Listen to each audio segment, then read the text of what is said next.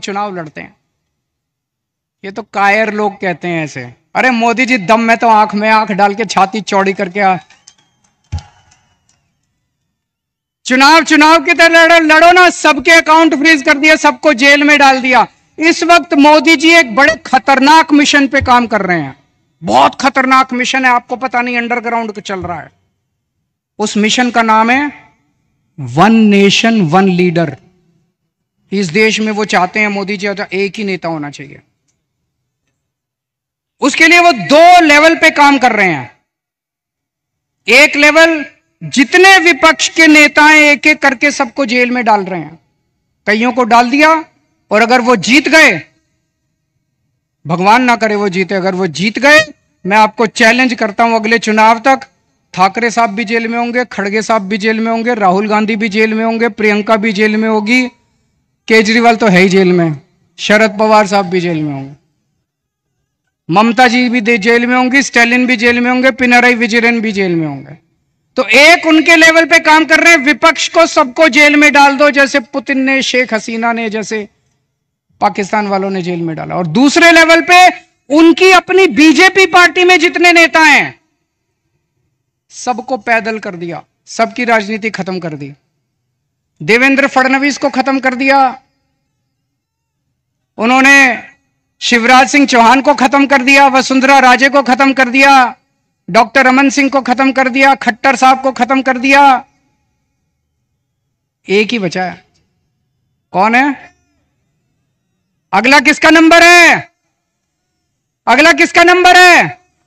सारा देश जानता है अगला नंबर योगी आदित्यनाथ का है। अगर ये जीत गए तो 2 महीने के अंदर योगी आदित्यनाथ को उत्तर प्रदेश के सीएम पद से हटा देंगे ये लोग। बड़ा खतरनाक, एक ही नेता बचेगा और वो भी बस वही राज करना चाहते हैं। लेकिन एक और चीज है, 2014 में जब मोदी जी प्रधानमंत्री बने थे, उन्होंने एक नियम बनाया बीजेपी के लिए कि जो नेता 75 साल का हो जाएगा बीजेपी में, उसको रिटायर करना पड़ेगा, उसको अपना पद छोड़ना पड़ेगा, उसको टिकट नहीं मिलेगी, और अगर वो किसी पद पे काम कर रहा है तो उसे इस्तीफा देना पड़ेगा। उस रूल के तहत उन्होंने सबसे पहले आडवाणी जी को रिटायर किया, फिर मुरली मनोहर को रिटायर किया, फिर उन्होंने सुमित्रा महाजन को रिटायर किया, फिर उन्होंने यशवंत सिन्हा को रिटायर किया, और कई लोगों को रिटायर किया। साल 17 सितंबर को मोदी जी 75 साल के हो रहे हैं।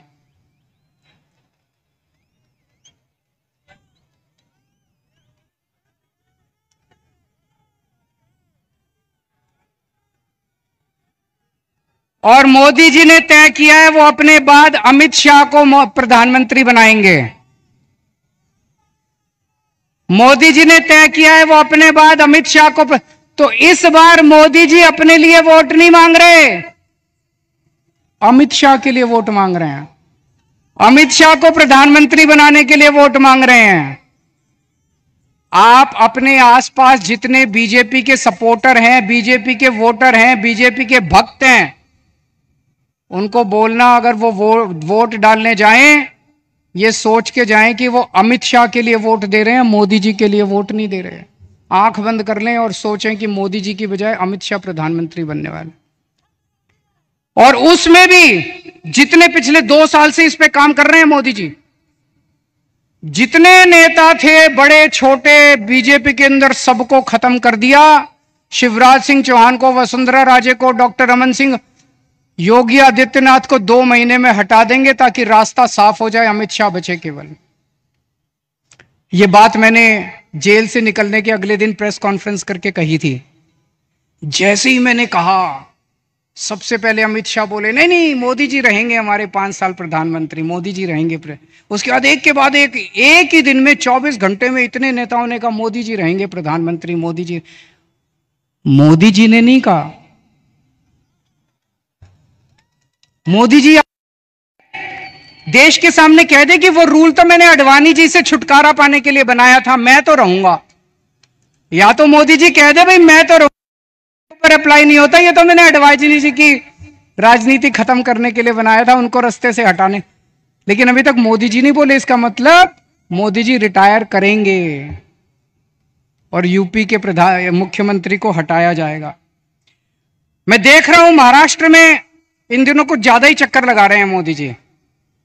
अभी थोड़े दिन पहले आए, इतनी गंदी गालियां देते हैं वो, प्रधानमंत्री को ये शोभा नहीं देता। वो पवार साहब के लिए बोले भटकती आत्मा, ये शोभा देता है प्रधानमंत्री जैसे व्यक्ति को? शरद पवार जी की इतने सीनियर नेता हैं देश के, आपकी उनसे वैचारिक भिन्नता हो सकती है, अलग अलग पार्टी में हो सकते हैं, लेकिन थोड़ी सी इज्जत तो रखिए। 84 साल की उम्र है शरद पवार जी की, मोदी जी की 74 साल की उम्र है, 10 साल बड़े हैं उनसे, और उनको कहते हैं भटकती आत्मा। ये तो सड़क छाप बात है। वो उद्धव ठाकरे जी को कहते हैं, क्या बोले उद्धव ठाकरे जी को? नकली संतान। उद्धव ठाकरे जी को कहते हैं नकली संतान। ये कोई भाषा है प्रधानमंत्री की? इस तरह से बोलते हैं प्रधानमंत्री? ये शरद पवार की बेइज्जती नहीं है, ये उद्धव ठाकरे की बेइज्जती नहीं है, ये महाराष्ट्र के एक एक व्यक्ति की बेइज्जती है। इस बार जब वोट डालने जाओ तो ऐसा बटन दबाना कि महाराष्ट्र की इज्जत ऊंची हो और महाराष्ट्र की बेइज्जती का बदला लिया जाएगा उसे।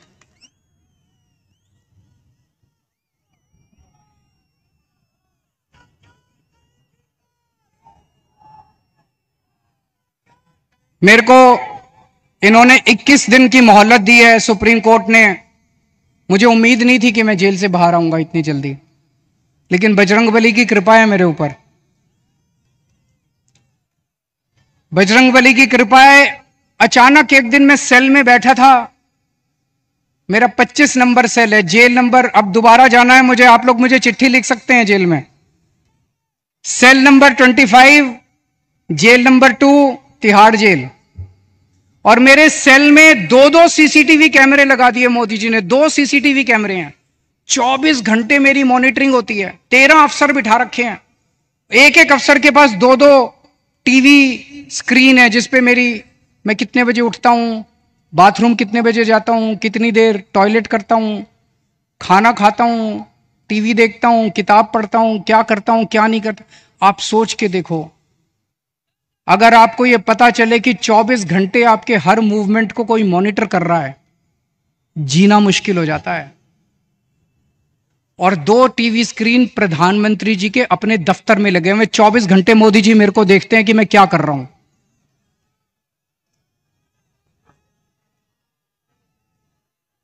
तो एक दिन मैं टीवी देख रहा था, अचानक मुझे पता चला कि सुप्रीम कोर्ट ने मेरे को बेल दे दी।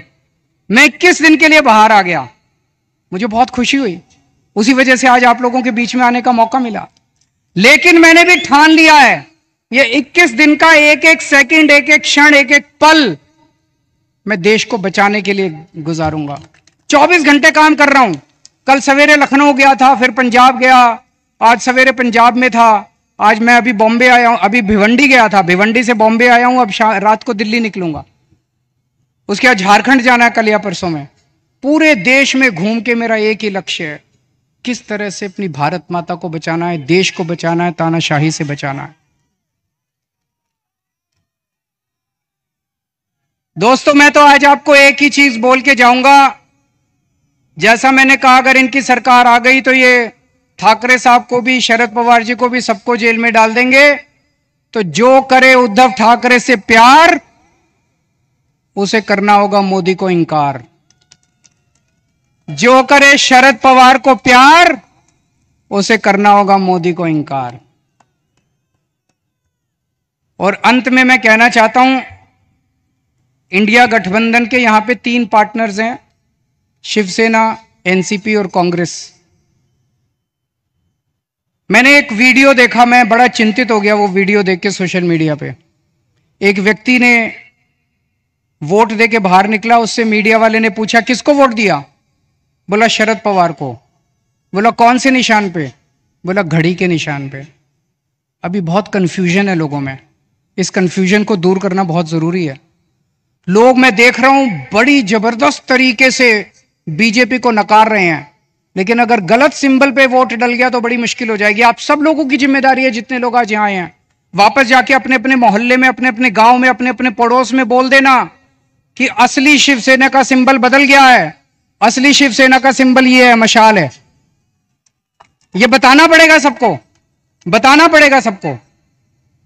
और असली एनसीपी का सिंबल जो है वो अब घड़ी नहीं है, वो तुतारी बजाने वाला आदमी है। वो बताना पड़ेगा सबको, हम सबकी जिम्मेदारी है। पार्टी अपना काम कर रही है, लेकिन पार्टी के साथ साथ जनता की भी जिम्मेदारी है।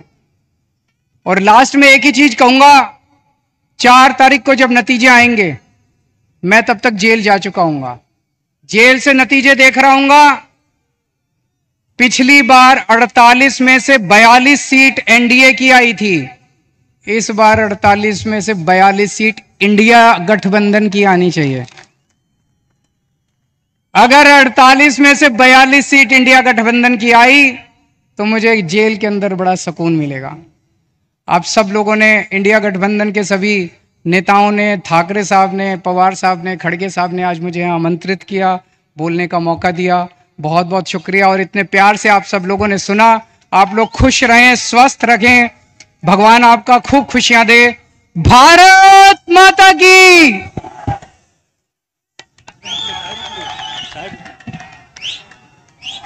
धन्यवाद।